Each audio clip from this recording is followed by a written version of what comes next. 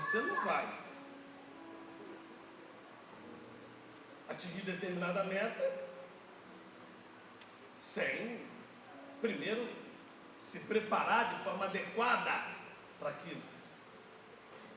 Você vai se preparar, você vai pegar tudo o que for necessário para conseguir atingir o objetivo desejado. Pois bem, então ao longo desse ano de 2014, que já visualiza o seu final, porque visão é a arte de ver coisas invisíveis, é você conseguir projetar, porque visão é totalmente diferente de vista. A vista, ela te traz desespero, porque você quer construir uma casa melhor, aí você olha a sua conta bancária, você sabe que você não tem recursos para aquilo. Então as suas vistas vão evidentemente te fazer sofrer, que é diferente de visão. A divisão te faz acreditar que você já está vendo a tua casa construída, você já está vendo a sua casa totalmente projetada. Eu posso dizer isso de forma cabal, sem medo de errar, porque quem conhece as minhas mensagens, quem conhece o que eu venho dizendo desde o início, você sabe que você está sentado em cadeiras acolchoadas. Eu sempre falei isso. Já vejo seguinte de cadeiras acolchoadas, vejo seguinte com ar-condicionado. É bem verdade que já estamos ar-condicionado, mas não temos condições estrutural, não é isso? De ter a parte elétrica funcionando. Precisamos concluir. Eu sei que tem gente que está com muito calor, eu também estou.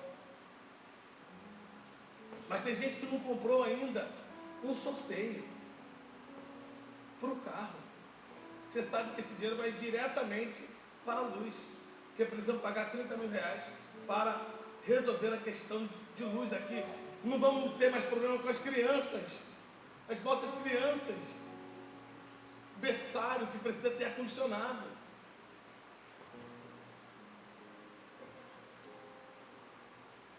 O ar-condicionado é o mais barato. O problema é a luz. Se cada um colocar na sua mente consciência que tem que contribuir com um pouco que você tem, se as 10 máquinas estivessem ligadas, induvidosamente você não estaria se abalando.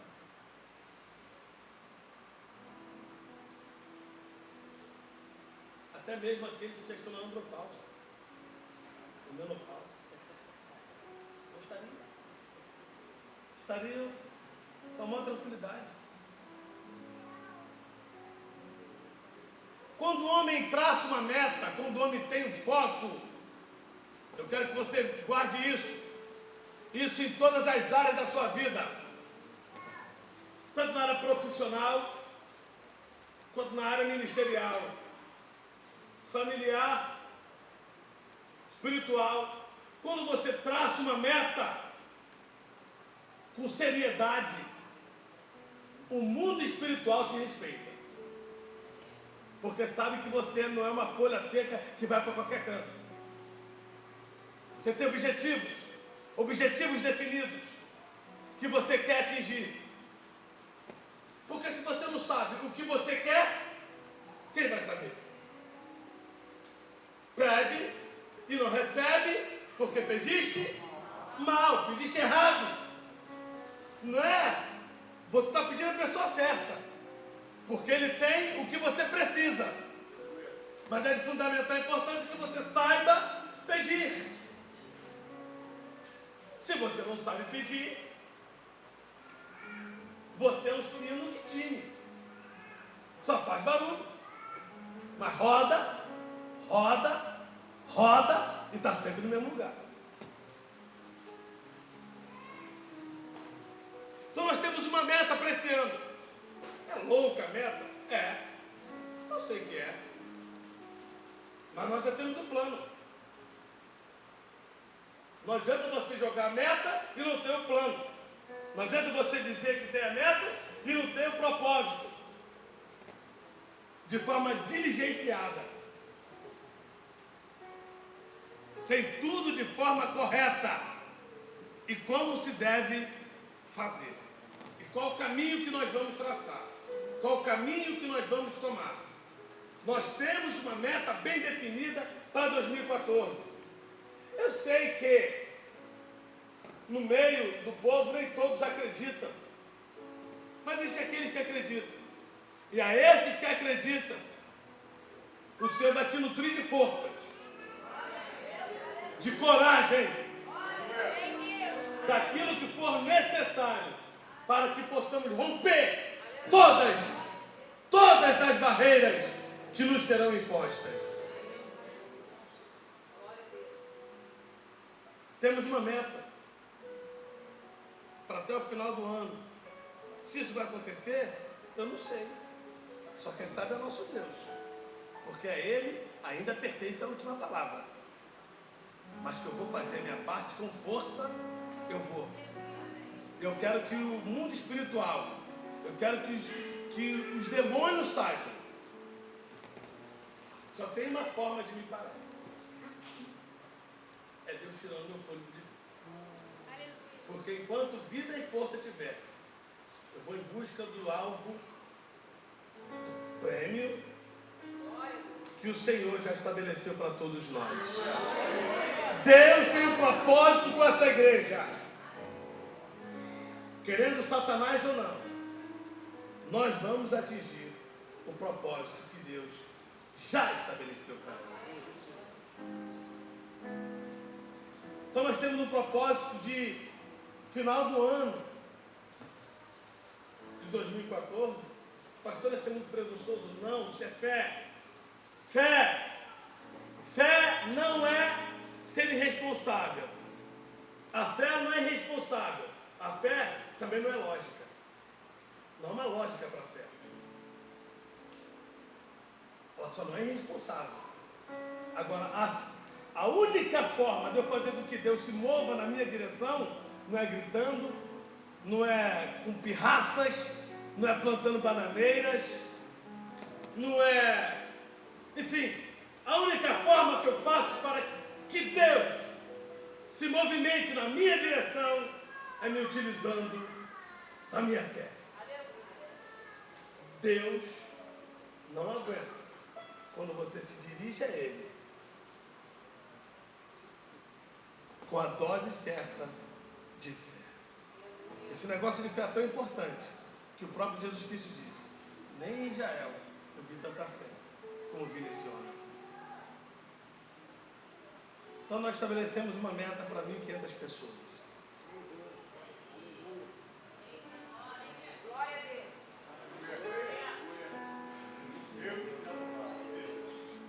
Está com medo, irmão?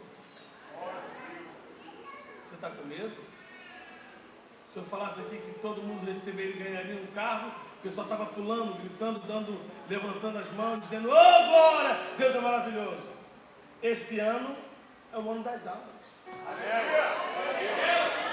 Tudo que for fazer nessa igreja tem que estar direcionado a almas. O que vier é consequência. O que nós vamos fazer é almas. Almas. Temos um plano traçado para isso. E todos, induvidosamente, estarão envolvidos. 1.500 almas. Quem crê nisso, diga amém. Amém. Lemos um texto aqui em Neemias. Vocês já me viram pregar muitas vezes em Neemias. Neemias é um personagem que eu tenho uma paixão muito grande. Dado o seu foco, dado a sua meta, dado o seu posicionamento em buscar aquilo que queria. Nós lemos aqui no capítulo 6, versículo 3, Neemias dizendo: olha, eu estou fazendo uma grande obra, de maneira que não posso descer, ou seja, eu tenho metas a cumprir. E eu não vou abrir mão disso. É importante, só para te situar, nesses 6 capítulos de Neemias, até o capítulo 6, no capítulo 1, a gente sabe que Neemias recebe a notícia que as muralhas de Jerusalém estavam em ruínas, estavam derribadas. E ele muito se entristece por isso, porque ele sabia que as muralhas significavam a honra de Jerusalém. No capítulo 2, ele comunica ao rei essa situação, que os seus irmãos estavam vivendo a mais profunda e inarredável vergonha. E o rei autoriza Neemias a se dirigir com a carta de governador, dada pelo próprio rei, com um grande número de pessoas com ele, de oficiais, para promover e começar imediatamente a obra. No capítulo 3, Neemias começa a reconstrução.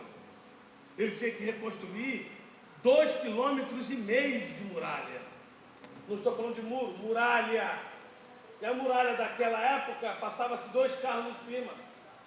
Ele tinha que reconstruir 2,5 quilômetros. No capítulo 4, os inimigos de Neemias, que estavam em oculto, agora se manifestam. E eles fazem de tudo para que Neemias largue a obra, para que Neemias desista do que está fazendo. E ele não consegue. No capítulo 5, Neemias descobre algo terrível que estava acontecendo entre os seus próprios patrícios. Qual era o problema? Os aproveitadores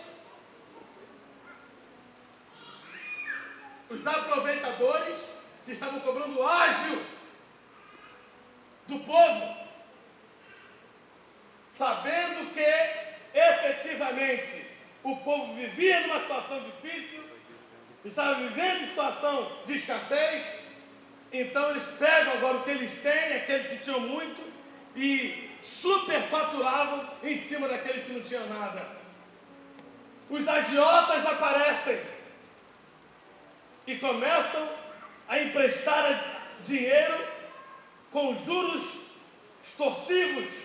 Aí Neemias vem, entra e diz: assim como eu estou balançando essa correia, Deus fará o mesmo com vocês, que estão dilacerando o povo dele. Eu lhes proponho algo nessa hora. Mudemos a nossa atitude. Eu, Neemias, emprestei do meu próprio bolso a muita gente. Estou perdoando as dívidas. Quem comigo faz a mesma coisa? E todos aqueles homens também fizeram. E Deus foi glorificado. Aí no capítulo 6, acontece justamente o que nós acabamos de ler.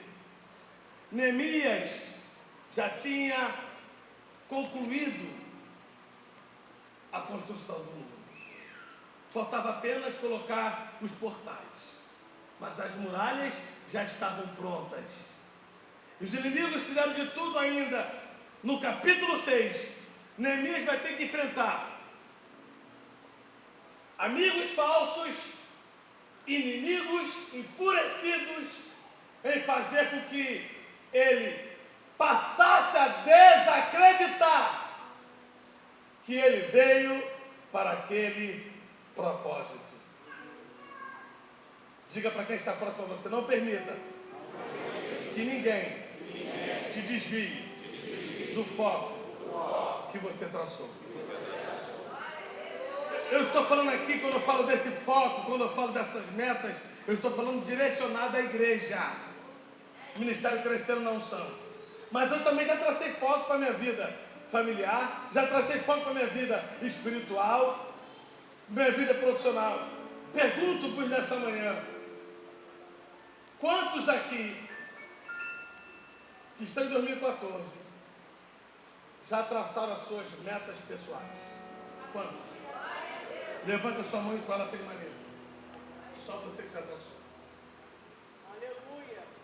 Glória a Deus. Bate a sua mão.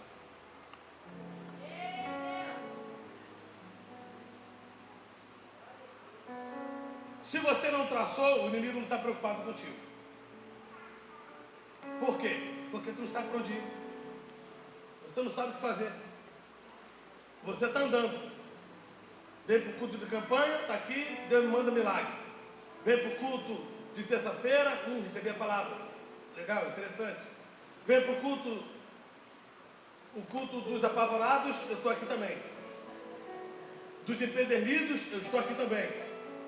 Dos desesperados, eu estou aqui também. O culto de quem cospe mais longe, eu estou aqui também. Ou seja, são pessoas que não conseguem traçar metas para a sua própria vida. Você não pode esperar que Deus faça tudo por você, porque Deus só vai fazer aquilo que você não pode fazer. Por isso que Ele te dotou de intelecto, capacidade, preparo para você realizar as coisas inerentes ao homem. O que for de Deus fazer, fique tranquilo que Ele vai fazer. Agora, queridos, veja, permitam-me dizer as dificuldades encontradas por esse homem. E me atrevo a dizer, pastores, profundos conhecedores da palavra, que Neemias aqui tinha motivos justificadores de parar. Neemias, se ele para aqui, logo aqui, depois de construir as muralhas, ele poderia se dar por satisfeito. Mas ele tinha traçado metas.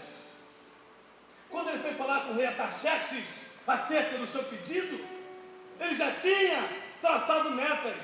Neemias era tão consciente da sua função, de tudo que fazia, por ser um homem de íntima lealdade ao rei, que o rei, quando percebeu que ele estava com um semblante diferente dos dias outrora, durante toda a sua trajetória enquanto o rei estava, o rei percebeu, disse e perguntou a ele: o que está vendo, Neemias?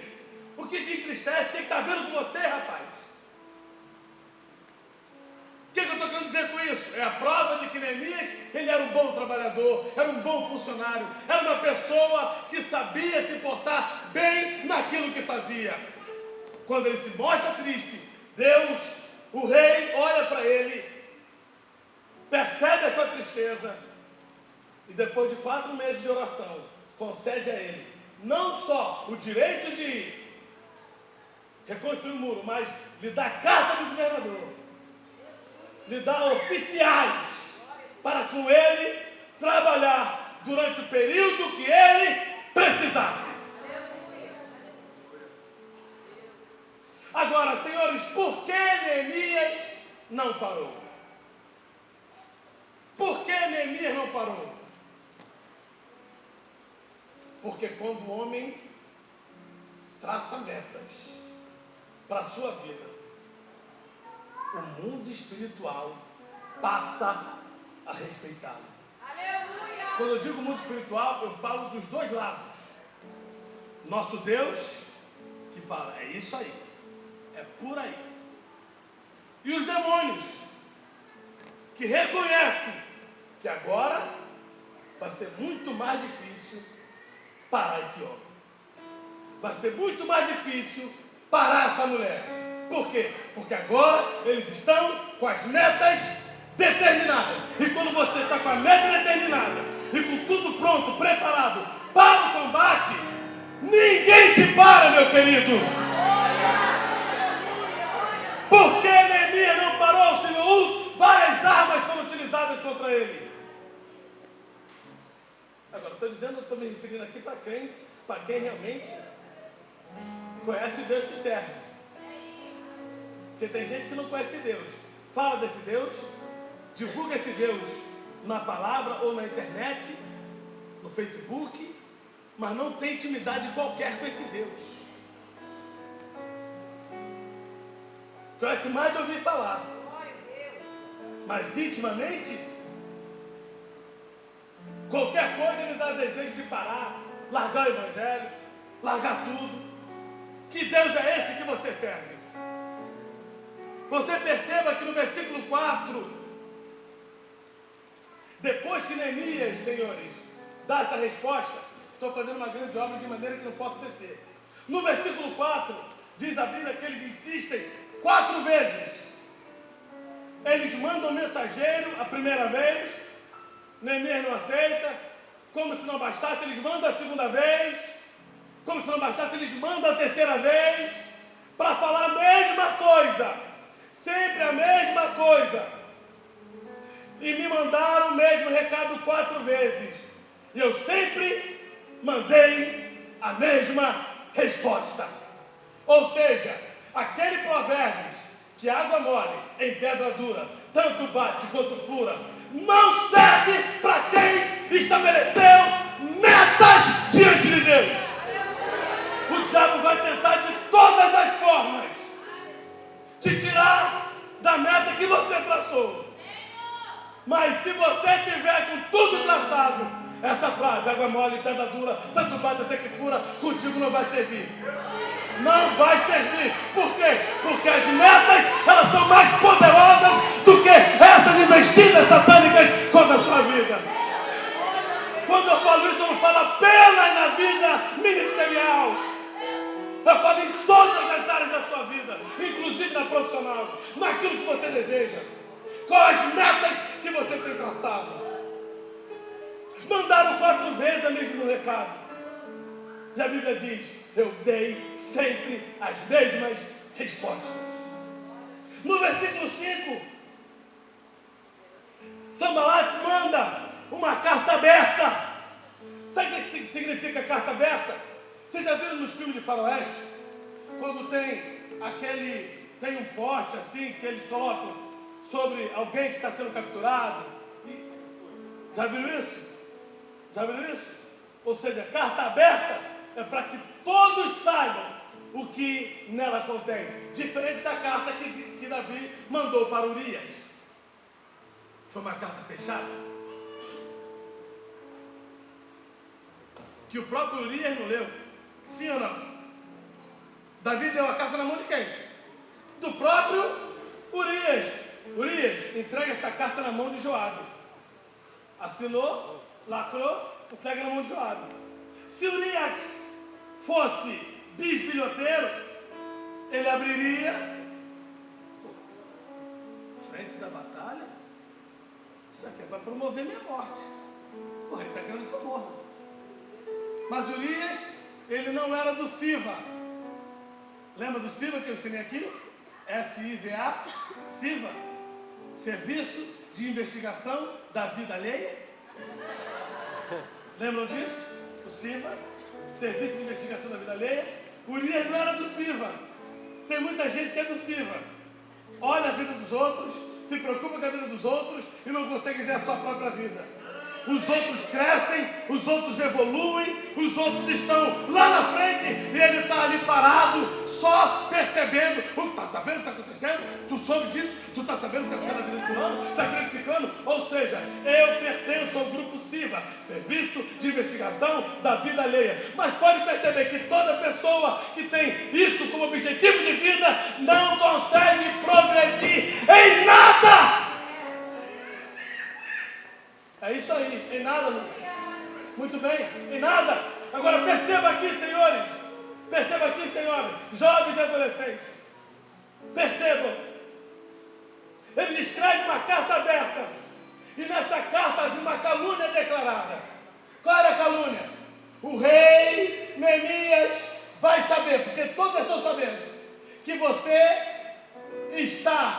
pegou profetas, trouxe o profeta para divulgar, para profetizar que você agora é o novo rei desse povo.